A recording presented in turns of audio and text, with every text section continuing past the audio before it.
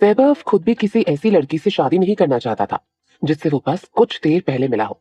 इसीलिए उसे उम्मीद थी कि शनाया ना कह देगी। तभी शनाया ने पूरे कॉन्फिडेंस के साथ कहा, मैं अपना फैसला नहीं बदलूंगी। यहाँ पहुंचने से पहले शनाया ने पूरी रात इस बारे में सोचा था, और अब जब वो यहाँ आ गई थी तो पीछे हटने का सवाल ही नहीं था। अब वैभव राणा के पास कहने को कुछ नहीं बचा था। दोनों कोर्ट के अंदर आ गए। उसने अपने डॉक्यूमेंट्स निकाले और लॉयर के सामने बढ़ा दिए। शनाया ने भी यही किया। 10 मिनट के अंदर ही दोनों ने सारी फॉर्मेलिटीज पूरी कर ली। फिर लॉयर ने उन्हें मैरिज सर्टिफिकेट थमा दिया और दोनों कोर्ट से बाहर आ गए। बाहर आते ही वैभव ने अपनी पॉकेट से एक चाबी का गुच्छा निकाला और शनाया की तरफ बढ़ाया। फिर उसने बिना किसी एक्सप्रेशन के कहा, मैंने स्प्रिंगफील्ड में अपना घर खरीदा है। दादी ने बताया था कि तुम्हारी किताबों की दुकान दिल्ली स्कूल के पास है। मेरा घर वहां से ज्यादा दूर नहीं है। बस से तुम्हें लगभग 10 मिनट लगेंगे। फिर उसने शनाया की तरफ देखकर पूछा, क्या तुम्हारे पास ड्राइविंग लाइसेंस है? अगर है तो तुम एक कार खरीद सकती हो। मैं डाउन पेमेंट देने में तुम्हारी हेल्प कर सकता हूँ, लेकिन हर महीने की किश्त तुम्हें खुद भरनी होगी। वैभव ने कुछ सोचकर आगे कहा, मैं अपनी नौकरी में बिजी रहता हूँ, इसलिए हम ज्यादा नहीं मिल पाएंगे। कभी कभी काम के सिलसिले में बाहर भी जाना पड़ता है, तो तुम परेशान मत होना। बस अपना ख्याल रखना। घर के खर्च के लिए मैं हर महीने की 10 तारीख को तुम्हें पैसे ट्रांसफर कर दूंगा। और हाँ, एक बात और, अभी हमें अपनी शादी को सीक्रेट ही रखना चाहिए। वैभव ने एक ही बार में अपने मन की सारी बातें शनाया के सामने रख दी थी। इस वक्त ऐसा लग रहा था जैसे वैभव उसका बॉस हो और शनाया उसकी एम्प्लॉय।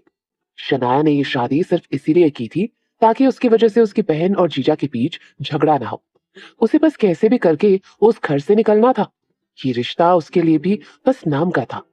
इसलिए शनाया ने वैभव के घर की चाबी थाम ली और फिर आराम से बोली, मेरे पास ड्राइविंग लाइसेंस है, लेकिन मेरा अभी कार लेने का कोई इरादा नहीं है। मेरे पास ई स्कूटी है और मैंने अभी अभी उसमें नई बैटरी डलवाई है, तो अभी उसे ही यूज करूंगी। शनाया ने हिचकिचाते हुए आगे सवाल किया, "अ, वैसे मिस्टर राणा, क्या हम घर का खर्च मुंबई स्टाइल में बांटेंगे?" ये सवाल करते ही शनाया की आंखों के सामने उसकी दीदी और जीजा की बातें घूमने लगी। उन दोनों की लव मैरिज हुई थी, फिर भी उसका जीजा घर का खर्च आधा आधा बांटने की बात करता था, जैसे उसकी बहन उस पर बोझ हो। उसकी दीदी पूरा घर संभालती थी, बच्चे की देखभाल करती थी। ये सब आसान नहीं था, पर उसके जीजा को इसकी कोई कदर नहीं थी। और यहाँ तो वैभव और शनाया एक दूसरे को जानते भी नहीं थे। इसलिए शनाया ने यह सवाल किया ताकि उसे पता चल सके कि अब उसकी जिम्मेदारी क्या है। वैभव ने बिना कुछ सोचे जवाब दिया, नहीं, मेरे पास इतना है कि मैं अपनी पत्नी और परिवार की जिम्मेदारी खुद उठा सकूं। इसीलिए खर्चा बांटने की जरूरत नहीं है। ये सुनकर शनाया ने हल्के से मुस्कुराते हुए कहा, ठीक है फिर। वो बिना कुछ दिए सब कुछ पाना नहीं चाहती थी, इसलिए घर की जरूरत में वो अपने हिस्से की जिम्मेदारी जरूर निभाने वाली थी। वैसे भी अब उसे किराया नहीं देना पड़ रहा था। तभी वैभव राणा ने अपनी बाई कलाई पर घड़ी देखी और जल्दबाजी में कहा, मुझे वापस ऑफिस जाना है। तुम मेरी गाड़ी में घर जा सकती हो या टैक्सी ले लो। किराया मैं भर दूंगा। मैं दादी को अपने भाई के घर छोड़ देता हूँ। अच्छा, एक मिनट, हमें एक दूसरे का नंबर भी तो सेव करना है। शनाया ने हामी भरते हुए अपना फोन निकाला और वैभव का नंबर सेव किया। शनाया ने शांत लहजे में कहा, मैं टैक्सी ले लूंगी, आपको ऑफिस पहुंचने में देर नहीं होनी चाहिए। वैभव ने हाँ में सर हिलाया और टैक्सी के लिए शनाया को 200 रुपए दिए, जिसे पहले तो शनाया ने लेने से मना कर दिया, लेकिन जैसे ही वैभव ने उसे घूर कर देखा, उसने तुरंत वो पैसे थाम लिए। अब वैभव अकेले ही बाहर निकल गया और अपनी कार में आकर बैठ गया। उसे देखते ही माया दादी ने हैरानी से पूछा, मेरी पोती बहू कहाँ है? तुम दोनों साथ अंदर गए थे ना, फिर साथ बाहर क्यों नहीं आए? कहीं तुमने पीछे हटने का फैसला तो नहीं कर लिया, या फिर तुमने शनाया को कुछ उल्टा सीधा कहा है? वैभव ने बिना कुछ कहे अपनी सीट बेल्ट लगाई और चुपचाप जेब से मैरिज सर्टिफिकेट निकालकर पीछे दादी को थमा दिया। वैभव बिना किसी एक्सप्रेशन के बोला, शादी हो गई है, अभी ऑफिस में मीटिंग है, इसीलिए मैं वहां जा रहा हूँ। वो लड़की टैक्सी से आ जाएगी। फिर वैभव ने ऑर्डर देते हुए कहा, और दादी, मैं आपको चौराहे तक छोड़ देता हूँ, वहां से बॉडीगार्ड आपको घर ले जाएगा। पर दादी तो जैसे वैभव के इस बिहेवियर से पूरी तरह से उदास हो गई थी। दादी ने नाराजगी से कहा, भले ही तुम्हें ऑफिस जाना है, लेकिन शादी के ठीक बाद शनाया को इस तरह अकेला छोड़ना ठीक नहीं है। तुम रुको, जब तक वो बाहर नहीं आ जाती गाड़ी मत चलाना। कम से कम आज तो उसे साथ लेकर चलना ही होगा। ये कहकर दादी ने गाड़ी का दरवाजा खोलना चाहा, लेकिन वो लॉक था।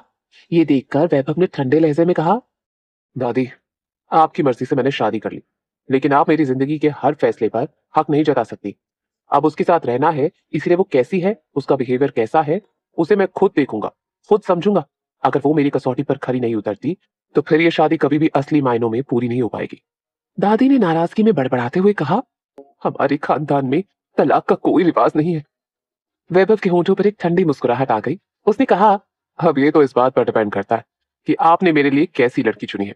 क्या वो ऐसी है जिसके साथ जिंदगी बिताई जा सके? इतना कहकर उसने गाड़ी स्टार्ट कर दी। दादी गुस्से में चिल्लाते हुए बोली, नालायक, शादी के दिन ही कौन सा पति ऐसा बर्ताव करता है? दादी गुस्से में फट पड़ी, लेकिन वैभव पर उनकी किसी बात का कोई असर नहीं हो रहा था। उसने दादी की पसंद से शादी करके उनकी सबसे बड़ी ख्वाहिश पूरी कर दी थी, और अब साफ था कि वो किसी भी मामले में झुकने वाला नहीं था। इसीलिए वो वैभव पर ज्यादा जोर भी नहीं डाल सकती थी, वरना वैभव शनाया को छोड़ने के बारे में भी सोच सकता था। वैभव अपने ऊपर दादी के गुस्से को अनसुना करता रहा। उसके मन में बस एक ही बात थी कि अगर शनाया अच्छी लड़की निकली तो वो उसे खुश रखने में कोई कसर नहीं छोड़ेगा। लेकिन अगर वो दादी के सामने सिर्फ दिखावा कर रही थी तो 6 महीने बाद वो उसे तलाक दे देगा।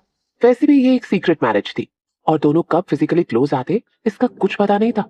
तो इस शादी के बाद भी शनाया चाहेगी तो दोबारा अपनी जिंदगी शुरू कर पाएगी।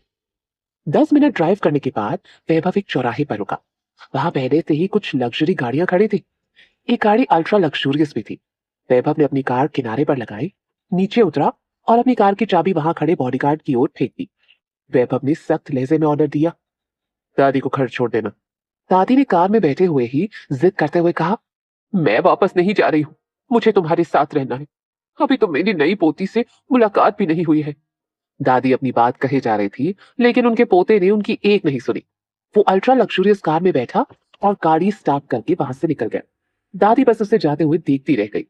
दादी ने गुस्से में कहा, होगा तू बिजनेस वर्ल्ड का सबसे बड़ा खिलाड़ी, लेकिन तुझे शनाया के साथ ये रिश्ता निभाना ही होगा। अब तू पीछे नहीं हट सकता। इधर शनाया अभी भी कोर्ट के अंदर थी। उसके मन में काफी उथल पुथल मची हुई थी। उसने खुद से बड़बड़ाते हुए कहा, भले ही दादी मुझसे बहुत अच्छे से पेश आती है, लेकिन वैभव से उनका खून का रिश्ता है, जबकि हमारा रिश्ता तो अभी अभी जुड़ा है। अगर कभी मेरे और वैभव के बीच कोई भी डिसएग्रीमेंट हुआ तो उससे मुझे खुद ही सुलझाना होगा। मैं राणा परिवार से किसी भी साथ की उम्मीद नहीं कर सकती हूँ। उसे याद था कि कैसे उसकी दीदी लक्ष्मी के साथ भी उसके ससुराल में ऐसा ही बर्ताव किया गया था। शादी से पहले उसकी जीजा के घर वाले लक्ष्मी से बहुत प्यार से पेश आते थे, इतना कि उनके घर की बेटी को भी लक्ष्मी से जलन होती थी। लेकिन शादी के बाद कहानी पूरी तरह बदल गई। जब भी लक्ष्मी और उसके पति के बीच कोई बहस होती, सास हमेशा लक्ष्मी को ही गलत ठहराती, एक बुरी बहू होने का मेडल देने लगती। तभी शनाया का फोन बजने लगा। उसने देखा माया जी का कॉल था। उसने जल्दी से कॉल पिक किया। माया जी उसे समझाते हुए बोली, शनाया, मुझे कुछ जरूरी काम से अभी निकलना पड़ा। मुझे पता है तुम्हें काम है, इसलिए मैं तुम्हारा ज्यादा समय नहीं लूंगी।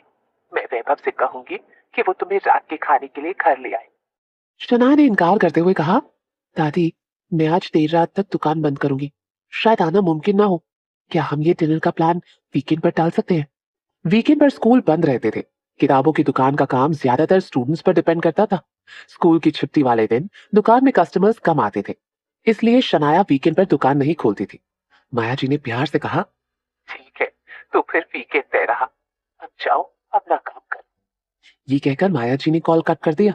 अब शनाया ने अपनी फ्रेंड जैस्मिन को एक टेक्स्ट मैसेज भेजा, मैं आज दुकान पर थोड़ी देर से आऊंगी, लेकिन स्कूल की लास्ट बेल बजने से पहले लौट आऊंगी, तब तक तुम देख लेना। शनाया की जिंदगी का एक बड़ा पड़ाव पार हो चुका था।